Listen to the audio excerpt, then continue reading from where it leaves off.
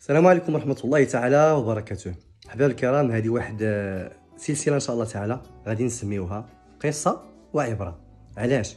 هي غتكون واحد القصة صغيرة، ولكن بإذن الله عز وجل غادي نخرجوا منها العبار والإشارات الربانية اللي فيها. القصة الأولى ديالنا من أمستردام. واحد الإمام ديال المسجد مع الولد ديالو امتهنوا دعوة الله عز وجل. فاش نقولوا امتهنوا ماشي تخلصوا منها، ولكن الهم ديالهم هو دعوة الله عز وجل، وهذا هو اللي خصو يكون همنا. هذه الاشاره الاولى. هاد الناس هادو تيوزعوا واحد الكتيب على الناس اللي في ديك الحي، سواء مسلمين ماشي مسلمين، سميتو الطريق الى الجنه. فيه اشارات وفيه بزاف د الحوايج كترجع الناس لطريق الحق، طريق الله عز وجل. واحد النهار صبحات الشتا، الاب ما فيه ما يمشي، الوليد ديالو مصر. هذه الاشاره الثانيه، ربي وليداتكم على دعوه الله عز وجل، علموهم وبثوا فيهم الروح ديال دعوه الله عز وجل. خدا الكتيب اللي عنده ومشى كيدق في واحد الدار، تعطل عليه سيد ما بغاش يحلو له مول الدار ولا عمولات الدار، بقى كيدق. هذه الثالثه، الاصرار على تبليغ دعوه الله عز وجل. خرج عنده واحد المراه وجهها شاحب، عيانه بالدارجه يقال لها مضمره. عطاها الكتيب وقال لها هذا رساله من عند الله عز وجل، تيقول لك راه تيبغيك، راه مهتم بك، وراه كيعتني بك. شدات الكتاب ودخلت. في نهايه الاسبوع الوالد ديالو كيدير واحد المحاضره تعريفيه بالاسلام. في الاخير قال لهم شكون اللي عنده شي سؤال. نط هاد السيده هادي قالت له انا ماشي سؤال عندي، ولكن انا نحكي لك قصتي.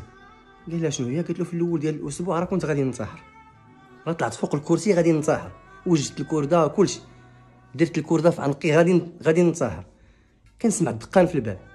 قال لهم قلت خلي حتى يمشي هذا اللي كيدق عاد ننتحر. سيد مصر اللي كيدق بزاف، الاولى الثانيه الثالثه ما بغاش يمشي بحاله.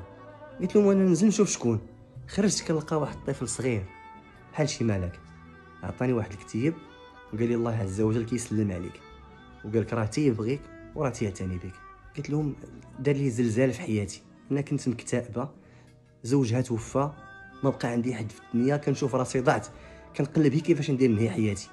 كناخذ هذا الكتاب تلقى فيه اشارات ورسالات من عند الله سبحانه وتعالى رشدتني لطريق الحق، ودابا راني خديت القرار بالاسلام. هنيئا لها وهنيئا للطفل اللي دعاها. شنو العباره في هذه القصه؟ هو ان راه بزاف الناس كيتسناو منا هذه الاشاره هذه. ماشي ضروري يكون زعما بلجيكي ولا هولندي ولا فرنساوي، راه يحدانا في راس الدرب، غير حدانا في الحومه ديالنا. شي واحد كيتسنى مني نقول له واحد الكلمه تقلب حياته كامله. هذاك الجدار اللي بنا سيدنا الخضر وسيدنا موسى راه باقي خصو يتبنى. كاين بزاف ديال الناس اللي الجدار ديال قلوبهم غادي ينهد، خاص شي واحد اللي يرممو ويبنيه. هذاك الاداء على قلوب الخلق، كاين بزاف الناس اللي كيتسناو شي واحد اللي يميط الاداء على القلوب ديالهم. ديك الابتسامه، الكلمه الحلوه، ديك الاشارات اللي غادي تشير بها لواحد تردو طريق الله سبحانه وتعالى، مازال كيتسناك. شي واحد اللي هو ضايع، ربما كلمه منك تفتح له باب النجاح. هذا هو اللي بغينا من هذه القصه هذه هي العبره اليوم. والله عز وجل وفقنا لما يحب ويرضاه. تبقاو على خير. السلام عليكم.